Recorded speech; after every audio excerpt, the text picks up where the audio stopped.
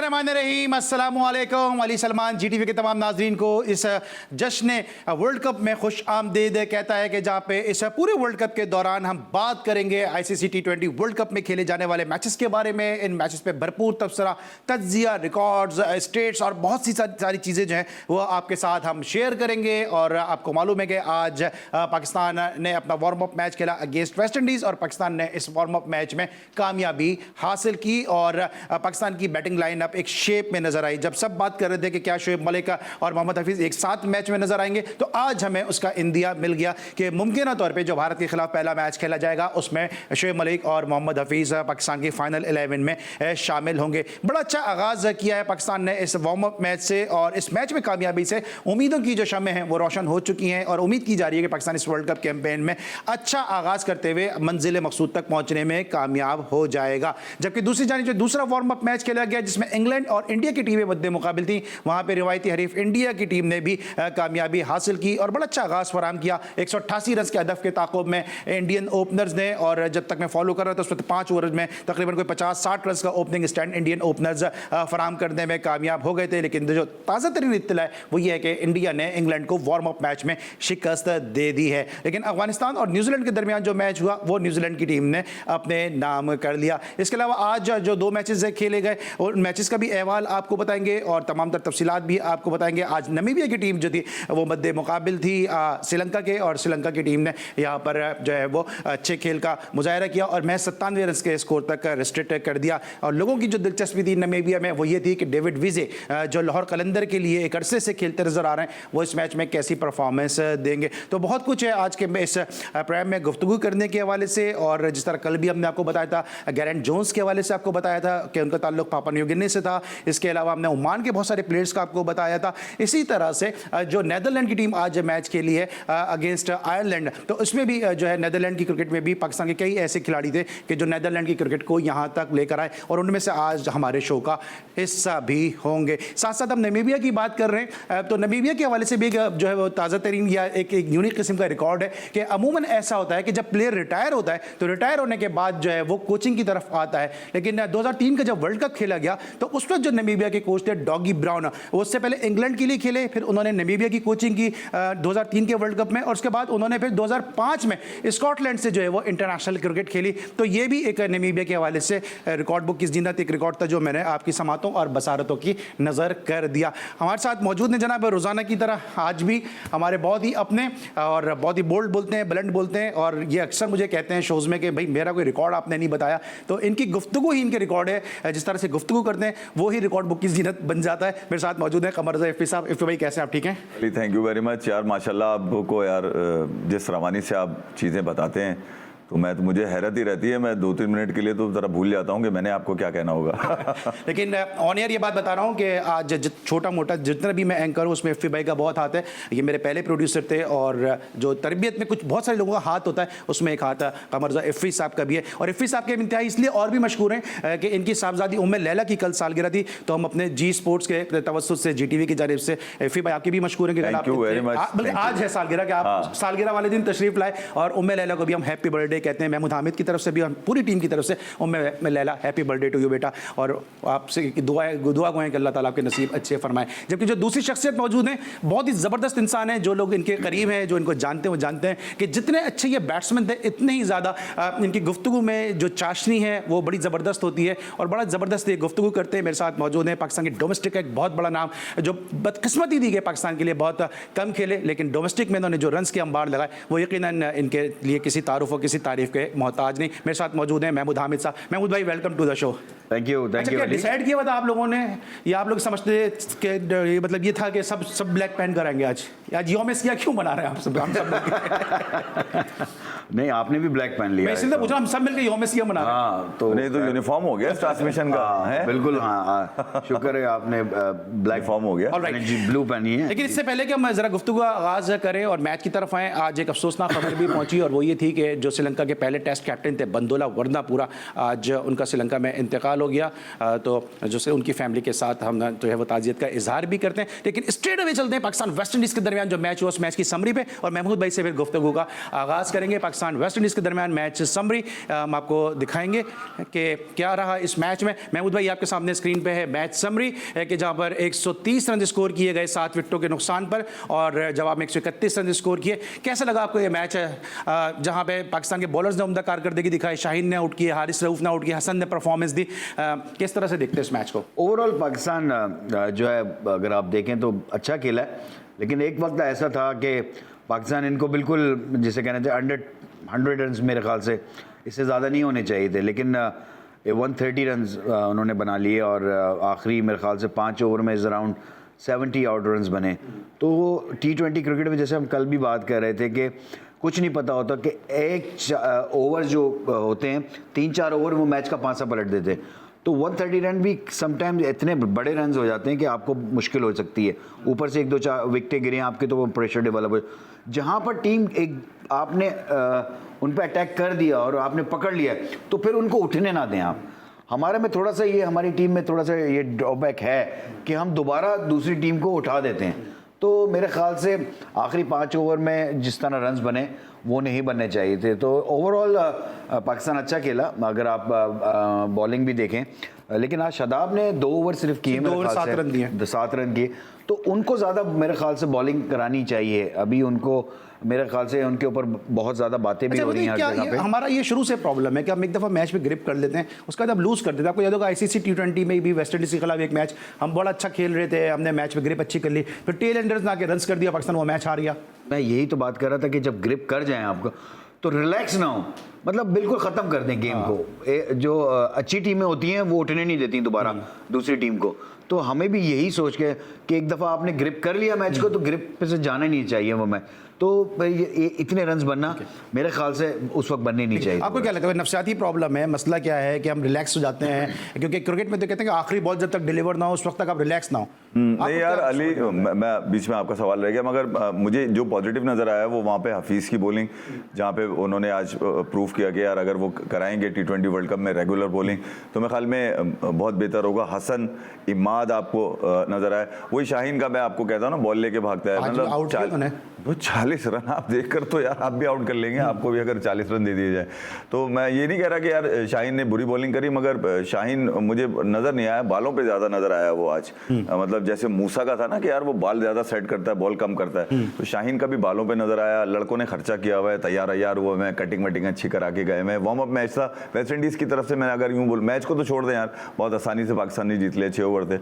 मगर West Indies ने जिस तरह से कि फील्डर भी अलग कराया उन्होंने, बॉलर भी अलग कराया, मैं ही कह रहा हूँ बैटिंग भी अलग लोगों को कराई, इन्होंने बैटिंग और फील्डिंग उन्हीं लोगों से क्यों कराई मेरी समझ में नहीं आया। बाकी लोगों को भी ऊपर नीचे आगे पीछे मिक्स करके चलाते रहते, बेंच पे जो लोग बैठे हैं उनको भी रखते। मगर ये कि यार एक अच्छा था, मगर ये कि आप ये देख लें कि यार रिजवान का मैं आप ये देख लें 3 ओवर के बाद जब वो गए तो जो इम्पैक्ट है बाबर को तो मैं बोलूँगा कि यार वो एक रियायती 50 बना गए, वही सर्टिफाइड 50, 40 बॉलें 50 रन, उसके बाद वो विकेट थ्रो करके अपनी चले गए। मगर जो इम्पैक्ट है इसके अंदर वो नज़र आया फ़खर को जो नंबर इन्होंने सूट किया है कि उसको 1 डाउन पे रखेंगे। ठीक है, हम बात करें पाकिस्तान वेस्ट इंडीज़ के वार्म अप मैच के हवाले से, इस मैच को मजीद डिस्कस करेंगे। इंडिया का भी आज मैच है खेला गया, उस पर भी हम बात करेंगे। ये सब कुछ होगा एक छोटे से ब्रेक के बाद।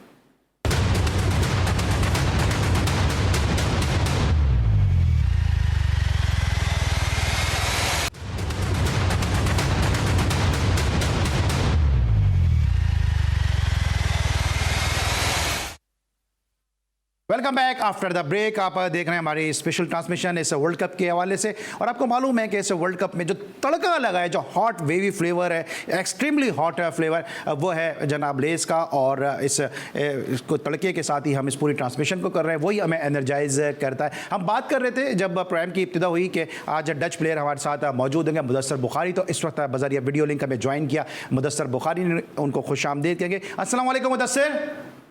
वालेकुम अस्सलाम, क्या हाल चाल है आपके? ठीक है अली भाई? ठीक है, मैं बिल्कुल ठीक हूँ। Thank you so much for taking the time out from your heaviest schedule.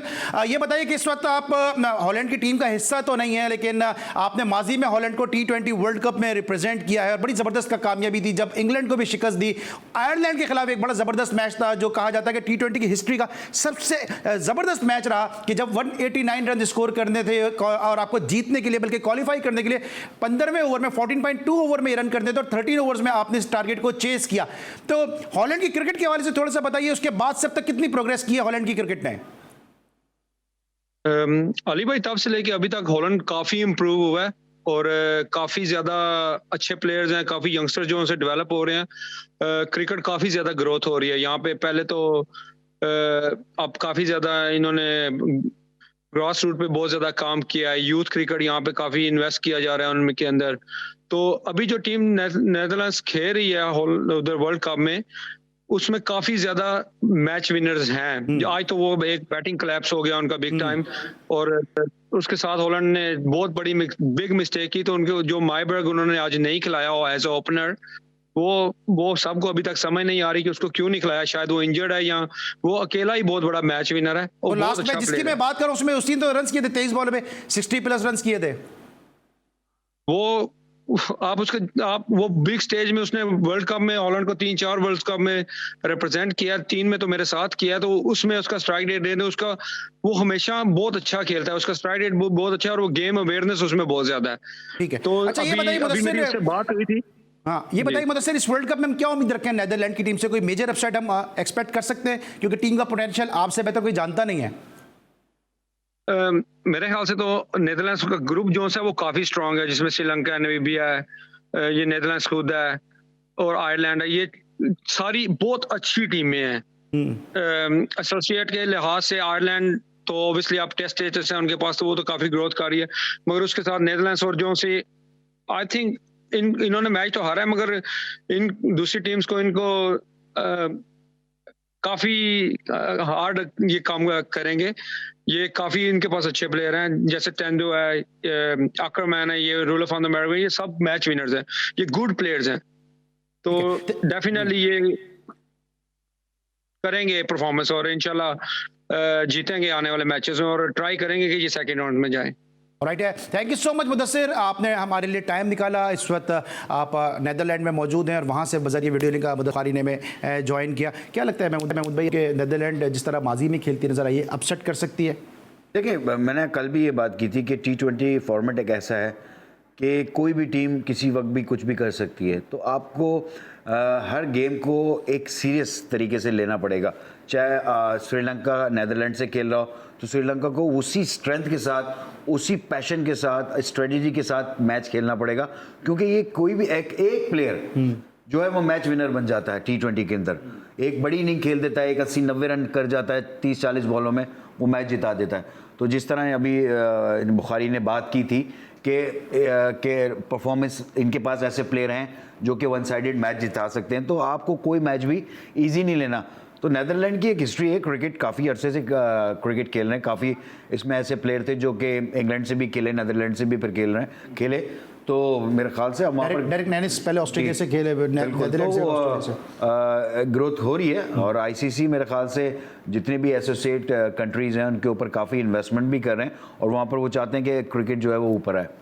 ठीक है, और नेदरलैंड के प्लेयर की बात करें तो हमारे अपने चीफ सिलेक्टर मोहम्मद वसीम, ये भी नेदरलैंड में क्रिकेट खेल चुके हैं। इंडिया और पाकिस्तान के दरमियान मैच तो होने वाला है, लेकिन वार्म अप मैच आज इंडिया की टीम ने खेला अगेंस्ट इंग्लैंड। उस मैच में क्या रहा, इस मैच की समरी पे नजर डालेंगे और कमरजा इफ़ी साहब से जानेंगे इस मैच के हवाले से कि इनकी जो टीम है इंडिया, क्योंकि बहुत हॉट फेवरेट करार दे रहे हैं, उसने आज बड़ी कामयाबी हासिल की है।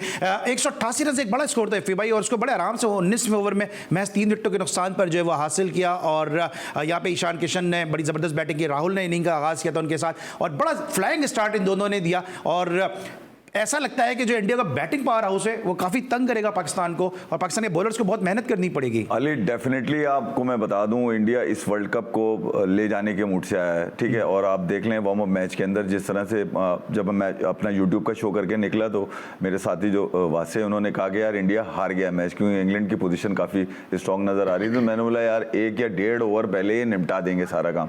उसकी वजह ये है कि अभी रिसेंटली IPL से फ्री हुए हैं, KL राहुल टॉप स्कोरर, ठीक है, IPL के। आप नीचे आ जाएं, ईशान किशन जो एलिमिनेटर से लेके आगे तक रहे, ठीक है, उन्होंने परफॉर्म किया। फिर उसके बाद नीचे ऋषभ पंत जो ऑलरेडी दिल्ली कैपिटल जो रिकी पॉन्टिंग उनके कोच थे, तो वो परफॉर्म करते हुए आ रहे। तो इंडिया के पास इतना बैकअप है कि अगर वो बंदा रिप्लेस भी करना होगा तो उसकी जगह 100% बंदा होगा। मतलब उनको कोई चॉइस, उनके पास चॉइसेस की कमी नजर नहीं आ रही। फ्लाइंग स्टार्ट जिस तरह मैंने पहले कहा कि 5-6 ओवर के अंदर 50-60 रन उन्होंने स्कोर बोर्ड पे लगा दिए थे, उसने बड़ा मोमेंटम सेट किया। दूसरा ये कि आप ये देखें, उन्होंने जहां पर उनको उनको अपनी वीकनेस नजर आ रही है ना, वहां उन्होंने आज 4-4 ओवर अपने बॉलर से पूरे फिकवाए, ठीक है। उन्होंने बॉलिंग में कोई कंप्रोमाइज नहीं किया, शमी से पूरे ओवर करवाए जो उनके रेगुलर बॉलर हैं, बुमराह उनसे पूरे ओवर करवाए, फिर अश्विन जो 4 साल के बाद अब T20 के इस फॉर्मेट के अंदर दोबारा जलवागर हो रहे हैं, तो प्लेयर्स टू वॉच की लिस्ट में हाँ, तो प्लेयर्स टू वॉच की लिस्ट के अंदर है, तो अश्विन पे बड़ा डिपेंड कर रही है टीम उनकी वहाँ पे। हार्दिक पांड्या थोड़ा सा मुझे है उसके अंदर कि उनको लेकर जो है ना शायद मेन मैचेस के अंदर मुश्किलात आएंगी, तो उनकी जगह हो सकता है शार्दुल ठाकुर को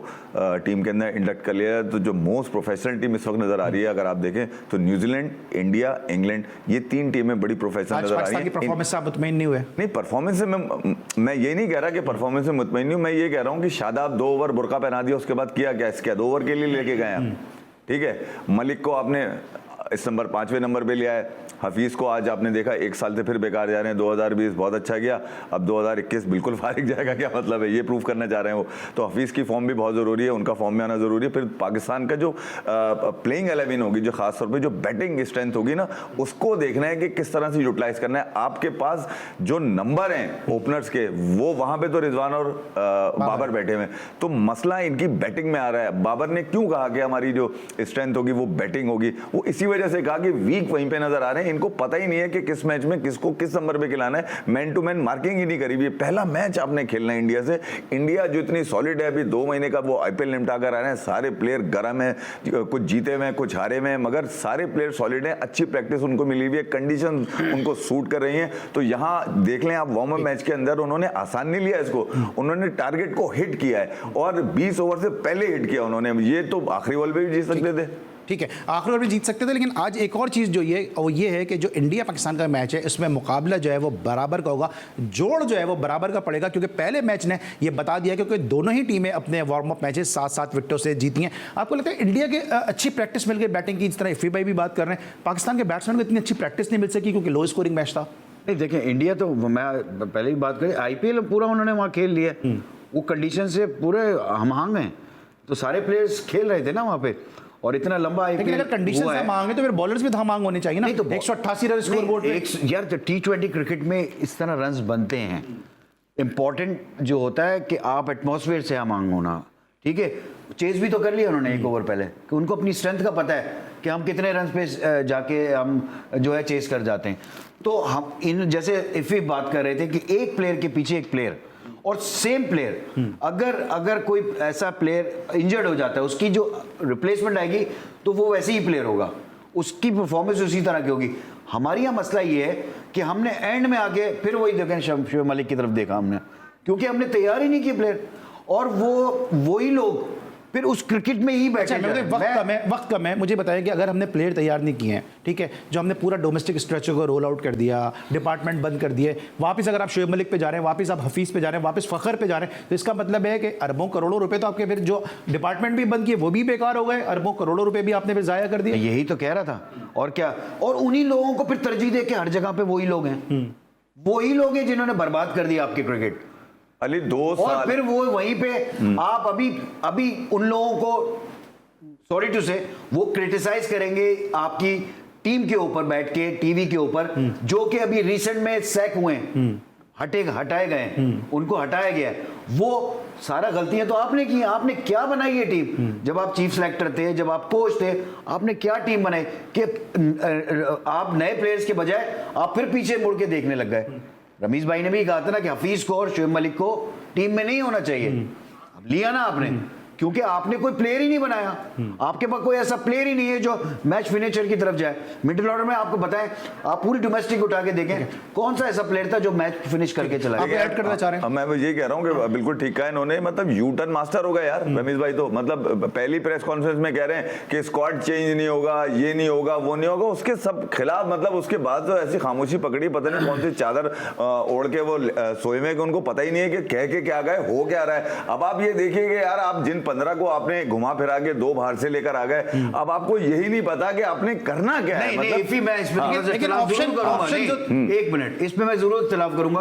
रमीज भाई अभी आए, ये तो जो बैठे हुए हैं, जो कर रहे हैं, ये तो भाई 3 साल से लगे हुए हैं ना। 3-3 ओहदे दे के उन्होंने कंपनी। बनाने। अब महमूद भाई ये तो उन्होंने महमूद करना भाई है ये ना। कह रहे हैं कि रमीज भाई का कोई ताल्लुक नहीं होगा पाकिस्तान अगर वर्ल्ड कप में पोजीशन खराब हो, ये कहना चाह रहे हैं। Definitely। मतलब यार अथॉरिटी आपके हाथ में है, पिछले 10 क्या साल करे वो से बंदा? लेकिन दुनिया टीम में कब अनाउंस हुई है? दुनिया में गा रहे हैं भाई, जब यार, टीम कब अनाउंस हुई है और पाकिस्तान रमीज भाई कब आए? आप मुझे बताएं पहली उनकी जो तकरीर है उसमें मॉडर्न डे क्रिकेट कहां से, कौन सी मॉडर्न डे क्रिकेट है जो रमीज भाई ने देखी है? और उनको शोएब मलिक नजर आया, फिर उसके बाद वो आसिफ अली नजर आया, और उसके बाद खुशदिल यहाँ नजर तो आया। मजबूरी हो गई ना भाई। आपके प्लेयर नहीं निकले ना, आपके डोमेस्टिक से प्लेयर सामने नहीं आए, तभी तो जो थे उनको पूरे साल लिया। डोमेस्टिक होता है अली, डोमेस्टिक के तो आप चैंपियन है, आपको नहीं पता डोमेस्टिक? मुझे तो पता है, मैं तो अपने शोज में आवाज उठा रहा हूं, लेकिन मोहम्मद वसीम को नजर नहीं आया ना। पीसीबी जो यूटिलाइज कर रही है वो अपने घर के बच्चे कर रही है, वो डोमेस्टिक को तो यूटिलाइज कर ही नहीं रही है। डोमेस्टिक का तो तो बच्चा फिर रमीज भाई तो सही है ना, वही खत्म हो जाता है। जो अवेलेबल प्लेयर थे जो यार रिजर्व में उनको तो कोई लाए लॉलीपॉप ना। दे दिया, आधे 1 लाख रुपए बढ़ा दिए, और क्या किया बताएं आप? 1100 प्लेयर खत्म करके आपने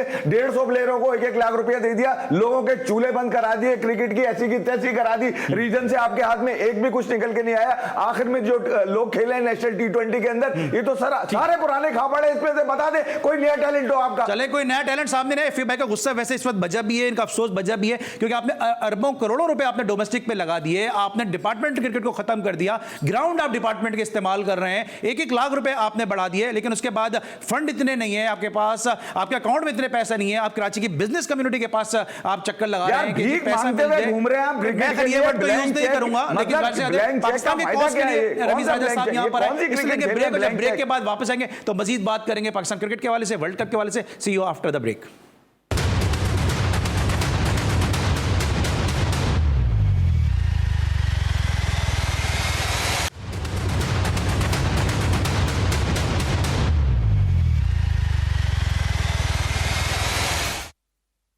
welcome back after the break. और ब्रेक पर जाने से पहले FA भाई बात कर रहे थे कि रमीज राजा साहब यू टर्न लेते नजर आ रहे हैं। रमीज राजा साहब ने भी कुछ गुफ्तगू की है, और क्या उन्होंने बात की है पहले वो सुनते हैं। एक बड़ा अच्छा बॉन्डिंग सेशन था। इंडियन क्रिकेट बोर्ड से भी मेरी ऑन द साइड लाइन्स बात हुई, क्योंकि यहाँ मीडिया में ये भी बातें चल रही थी कि क्या मैं सौरव गांगुली से मिला, बिल्कुल मिला था। जय शाह से भी मेरी मुलाकात रही है। और देखिए एक क्रिकेटिंग बॉन्ड तो हमने कायम करना ही करना है, और मैं हमेशा समझता हूँ कि पॉलिटिक्स जितनी दूर रहे क्रिकेट से उतना ही बेहतर है। हमारा हमेशा से ये स्टांस रहा है। बट अभी बहुत सारे मरहले हमने अबूर करने हैं to revitalize and revive Pakistan India cricket. But as long as कि आपका एक कंफर्ट लेवल है, जो कि मेरा है, क्योंकि सौरव गांगुली के खिलाफ मैं खेला हुआ हूँ, सो वो आगे चल के देखेंगे कि कहाँ तक हम दोनों जा सकते हैं। बट अच्छी डिस्कशंस हुई थी, एक दूसरे के टैलेंट के मुताले बात की थी। और आपको पता ही है मैच आ रहा है, सो मैं सब फैन से ये चाह रहा हूँ कि आप पाकिस्तान टीम के पीछे खड़े रहें, क्योंकि ये बड़ा इंपॉर्टेंट है। एक तरह से अगर हम मैच वो जीतते और इंशाल्लाह जीतेंगे तो एक पूरी कौम को एक बड़ा अच्छा मैसेज जाएगा, और एक जो सैगिंग मूड है कौम का, ये अपलिफ्ट हो सकता है। सो दुआओं के साथ। जी, रमीज भाई की गुफ्तगू आपने सुनी, और रमीज राजा साहब बिल्कुल कौम जो है वो पाकिस्तान की टीम को सपोर्ट कर रही है। जितनी क्रिटिसिज्म होनी थी, जितनी बातें होनी थी, वो सब यहीं तक थी। जैसे ही पाकिस्तान का स्क्वाड प्लेन में बैठा UAE के लिए रवाना होने के लिए, पूरी कौम यकजा होकर इस टीम के लिए दुआएं कर रही है, और हम सब दुआ हुए हैं कि अल्लाह ताला पाकिस्तान का सब जलाली परचम इनकी उम्दा परफॉर्मेंस से बुलंद करे और पाकिस्तान को सरफराज करे, अपनी इस कारकर्दगी से पाकिस्तान की टीम जो है वो कामयाबी हासिल करे। लेकिन जहाँ एक तरफ रमीज राजा साहब सौरव गांगुली के हवाले से पुरुमीद हैं कि दोनों पुरुमीद हैं इंडिया पाकिस्तान के मैचेस के हवाले से, बाहमी सीरीज़ के हवाले से, बायलैटरल सीरीज़ के हवाले से, वहाँ इंडिया में अब ये बाज़गश्त उठना शुरू हो गई है कि इंडिया को पाकिस्तान के खिलाफ ये मैच मनसूख कर देना चाहिए। महमूद हामिद साहब और कमर रज़ा इफ़ी साहब मौजूद हैं, इनसे हम ज़रा पूछेंगे कि जनाब अगर इस किस्म की बातें जो हैं वो क्यों सामने आती हैं। पहले आपसे आगाज़ करता हूँ, क्योंकि आपका एक मीडिया का एक बड़ा वास्ट एक्सपीरियंस है। पाकिस्तान इंडिया का जब मैच होता है तो मीडिया हाउसेज़ हैं, सेलिब्रिटीज़ हैं, वो इस टाइप की हाइप बनाते हैं, प्लेयर्स इस तरह से नहीं सोचते हैं। ये जो बातें क्यों आती हैं इस तरह की, जी मनसूख कर दें, जबकि मनसूख हो भी नहीं सकता, सिर्फ ये बुलबुला। ख्याल में अली इसको बड़ा सिंपल से ले लें कि अब ICC गवर्न कर रही है इस बॉडी, क्रिकेट की बॉडी को, और मैं ख्याल में ये उनकी जिम्मेदारी बनती है। और ये छोटी मोटी चीज़ें तो हर मुल्क में निकल आती हैं यार। याद है आपको 96 के वर्ल्ड कप में न्यूजीलैंड नहीं गया जी खेलने के लिए, ठीक है, कीनिया से नहीं खेला, उन्होंने फड्डे थे आपस में, श्रीलंका नहीं गए 96 के वर्ल्ड कप। मैं यही कह रहा हूँ, ये चीज़ें चलती रहती हैं, कभी कोई वॉक ओवर कर जाती हैं कुछ टीम्स, कुछ मसाइल होते हैं। ओलंपिक में भी इस तरह का होता है, कुछ रिलीजियस पार्टीज होती हैं, वो हर जगह ही होती हैं, हर मुल्क के अंदर होती हैं, वो अपना स्टैंड डिमांड रखती हैं और वो डिमांड करती हैं, मगर उन्होंने शायद देर कर अच्छा भाई ये तो चलिए बात हो गई, लेकिन रमीज भाई ने बड़ी अच्छी गुफ्तगू की, बड़ा अच्छा कहते हैं। और इनके आने से एक चीज़ तो ये हुई कि जब ये स्क्रीन पे आते हैं तो फिर जो दूसरे शौकीन साहब हैं मोहम्मद वसीम वो थोड़ा सा स्क्रीन से दूर हो गए। लेकिन रमीज भाई को यहाँ ये क्लियर नहीं करना चाहिए था जो उन्होंने स्टेटमेंट दिया कि पाकिस्तान अगर इंडिया की फंडिंग खत्म हो जाएगी तो पाकिस्तान की क्रिकेट जो है वो कोलैप्स हो जाएगी?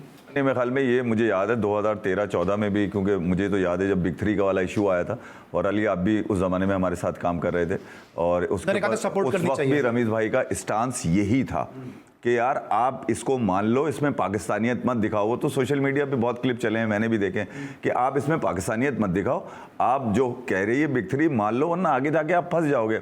उस वक्त नहीं माना गया। ज़का अशरफ थे उस वक्त चेयरमैन, बड़ी मीटिंग्स हुई जी बिग 3 के ऊपर, कई डिबेट हुई, मेरे को फ़ायदा कोई नहीं हुआ। आखिर में आप आके फंस गया। रमीज भाई को खुल के कहना पड़ा, खुल के कहना पड़ा। अशोक अख्तर बड़ा खुल के कह चुके हैं भाई 50% आपका जो रेवेन्यू आ रहा है वो थ्रू BCCI आ रहा है। महमूद भाई क्या आपको लगता है कि जिस पोस्ट पे, जिस सीट पे, जिस स्टेचर पे रमीज भाई हैं, इतना इस फोरम पे इस तरह की बात करनी चाहिए थी? क्योंकि ये तो बंद कमरों के पीछे की बातें होती है, कॉन्फ्रेंस रूम की बातें होती हैं, मीटिंग रूम की बातें होती हैं।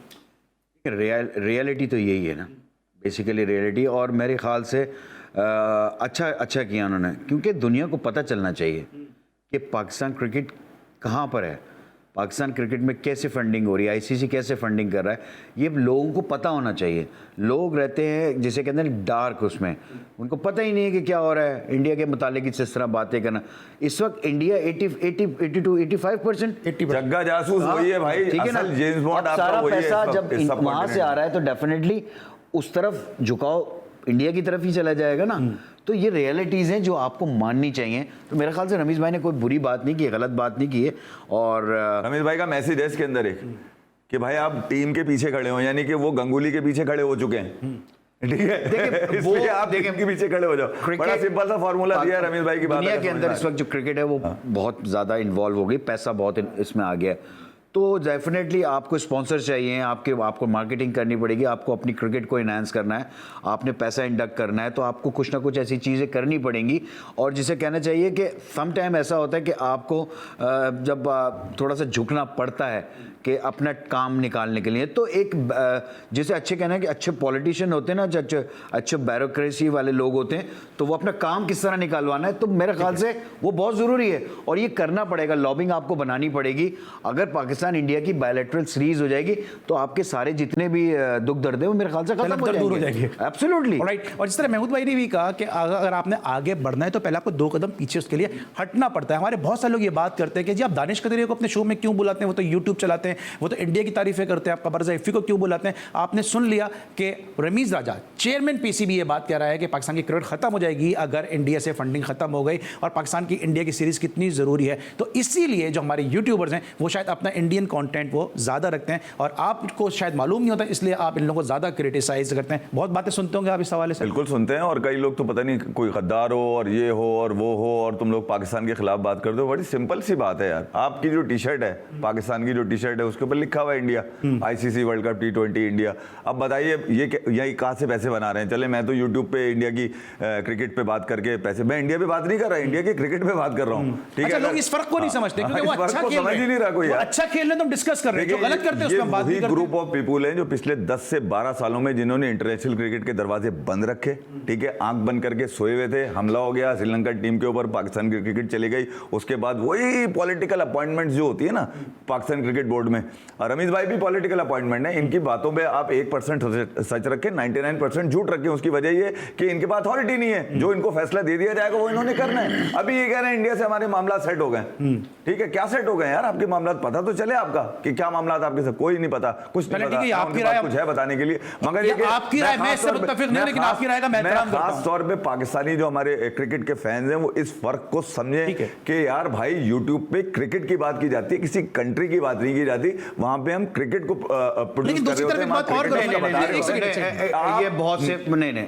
ऐसी भी नहीं है फी, बहुत लोग जो है वो डिफरेंट अंदाज से भी बात कर रहे होते हैं। मैं किसी के खिलाफ बात नहीं कर रहा, लेकिन देखिए मेरी एक बात, एक लाइन है ना, जब वो क्रॉस होती है तो फिर कौन सी लाइन है वो हमें भी तो पता चले। वो बहुत सारी वो लाइन चीजें रमेश भाई ने वो लाइन क्रॉस कर दी, मैंने तो आज तक नहीं क्या कहा कि बोला। आपका 50% जो है वो इंडिया से आता है। नहीं, रमेश वो भाई तो लाइन देखिए, क्रॉस वो कर लाइन गए। ये आप क्रिकेट को डिस्कस करें, उनकी क्रिकेट की आप तारीफ करें, वो अच्छा खेल रहे हैं, उनके डोमेस्टिक की आप तारीफ करें, वो अच्छा कर रहे हैं, लेकिन जब बात आती है किसी और जाविये में तो फिर वहां पे जो हमारे यूट्यूबर हैं उनके थूक हलक में अटकने लगते हैं, क्योंकि उनकी व्यूअरशिप गिरने लगती है और फिर वो बाद में माफिया कौन सी मांगने गलत लगते हैं। बात पता तो चले, बहुत सारे कौन सी? यूट्यूबर हैं जो आप मुझे बता देना वाली गलत बात। जो जब पहले कहते हैं बड़ी उनकी पाकिस्तानियत जागती है और जब वहां से करारा जवाब आता है तो उनके थूक हलक में अटकने लगते हैं, फिर वो अगले माफिया मांगने लगते हैं। लेकिन बहरहाल छोड़ दें, अब इसको छोड़ दें, नहीं वो हमें भी तो पता चले वो कौन सी लाइन है जो क्रॉस नहीं करनी। वो लाइन ये है कि आप क्रिकेट पे बात करें ना, तो क्रिकेट जब पे तो वहां बात से की जा ऐसा रही कोई है। जवाब आता है तो फिर उसको सपोर्ट नहीं करनी चाहिए। कौन सा जवाब आता है हमें भी तो पता चले। भाई अगर वो कहते हैं पाकिस्तान हमारी इररेलेवेंट है तो उसको आप सपोर्ट करेंगे बैठ के, तो यार आप वो सपोर्ट करेंगे उसको? जिसके मुंह में जो जबानें बोल देगा नहीं, आप जरूरी सपोर्ट कर, उनके मुंह में जबान है, वो कुछ भी यार वो बोले, तो 150 यहाँ से सपोर्ट करेंगे आप। 150 अरब और अगर 150 आपने अरब और अगर 150 आपने अरब लोग सुने हैं, सुने उनमें सुने से नहीं नहीं, एक अब आपने आदमी गलत बात निकल कर के दी ना। बोल देगा। अगर आप ये सपोर्ट, अगर वहां से इररेलेवेंट है पाकिस्तान और आपकी पाकिस्तानियत जाग जाती है, आप वहां जाकर उनको करारा जवाब देते हैं, वहां से एक और जवाब आता है तो आपके थूक अलग में टकने लगेंगे, आप माफिया मांगेंगे उनसे कि हमने हीट ऑफ द मोमेंट कह दिया। यहाँ पे गलत है, यहाँ पे आपका साथ नहीं दूंगा। नहीं, यहाँ पे आप क्रिकेट पे बात करेंगे, आप क्रिकेट पे बात करेंगे, भाई मैं क्रिकेट आप क्रिकेट पे बात करें, आप क्रिकेटर उठा ले, आप क्रिकेट में बात करें, मैं आपके साथ हूं। लेकिन उधर से गलत बात आएगी, अगर आप उसको सपोर्ट करेंगे मैं आपके साथ नहीं हूं। ले लो, उनके पीछे क्रिकेट तो देखे कितनी है भाई क्रिकेट में बात करें ना, करा रहे हैं वो। आप मुझे बताइए, आपका डोमेस्टिक क्रिकेट में बात करें, आप यूटिलाइज कर रहे हैं, हसनैन को कर लेते हैं हम, यूटिलाइज ये सब क्रिकेट की बात है। हम खुश दिल भाई, तो यही तो बात कर रहे हैं। ये क्रिकेट की बात है ना, मैं बता तो रहा हूं पाकिस्तान की। अगर मैं कह तो रहा हूं कि मुझे बताइए, मैं अगर हारिस को टेपिया कह रहा हूं तो क्या गलत कह रहा हूं? सही कह रहे हैं, कितने सही कह रहे हैं। मैं अगर ये कह रहा हूं कि शाहीन बॉल लेके भाग रहा है, उसके पीछे फर्स्ट क्लास कितने 10-12 उसने फर्स्ट क्लास खेले टीम के अंदर आके। आप मैं मोहम्मद वसीम की बात कर रहा हूं कि आप कच्चा तोड़ के लिए, मैं नसीम शाह की बात कर रहा हूं, ऑस्ट्रेलिया में समझ ही नहीं रहे बात को। अब यार अब मैं समझ ही नहीं रहे, मैं लाइन दे रहा हूं ना आपको, मैं उसी लाइन की तो बात कर रहा हूं यार। ये तो बिल्कुल अलग बहस है, इस पे खैर मैं ऐसा कमेंट्स नहीं कर सकता। मुझे तो आज तक वो लाइन ही पता नहीं चली वो कौन सी लाइन, बता दो दी, आप सुन नहीं रहे। एक बड़ी जो बात की थी, अगर किसी को समझ आती है कि आपको कुछ करने के लिए आगे जाना पड़ता है, आपको कदम उठाना पड़ता है, आपको पता है कि हमारी क्रिकेट कहाँ से बच सकती है, हम कहाँ से फंडिंग ला सकते हैं। तो अगर रमीज भाई अगर ये करने जा रहे हैं, फर्स्ट स्टेप लिया, गंगुली के साथ क्रिकेट खेली हुई है, गंगुली के अगर आप पीछे भी इंटरव्यू करें, वो क्रिकेट वो भी खेलना चाहता है पाकिस्तान के साथ, उनको भी पता है पाकिस्तान से खेलने लेकिन का, थोड़ा सा उनको भी उनके फायदा साथ प्रॉब्लम है। तो जब मुज़ाकरात होते हैं, जब डायलॉग्स होते हैं, तो उससे बहुत सारी चीजें हल हो जाती हैं। तो एक अच्छा स्टेप है, मैं समझता हूं अगर बायलैटरल सीरीज हो जाती है तो बहुत कुछ हो जाएगा। Thank you so much Mahmood Hamid sahab, thank you so much Qamar sahab. और हम हमेशा से जो है क्रिकेट की बात करते हैं, क्रिकेट को सपोर्ट करते हैं। इंडिया में अच्छी क्रिकेट हो रही है, उनका डोमेस्टिक स्ट्रक्चर हमसे स्ट्रांग है, उनकी क्रिकेट में बहुत पैसा है। इस पे जब भी बात होगी हम सपोर्ट करेंगे। हमने अपने शोज के अंदर अतुल वासुन को लिया, हमने अपने शो में दीपदास गुप्ता को लिया, अपने शो के अंदर हमने सबा करीम को लिया, क्रिकेट पे हमने बात की। लेकिन अगर जो बिलो द बेल्ट अगर कोई बात होगी उस पर जो है बिल्कुल भी जो है वो हमारे लिए काबिल कबूल नहीं होगी। कल मिलते हैं इंशाल्लाह रात 11:05 अली सलमान को इजाजत दीजिए।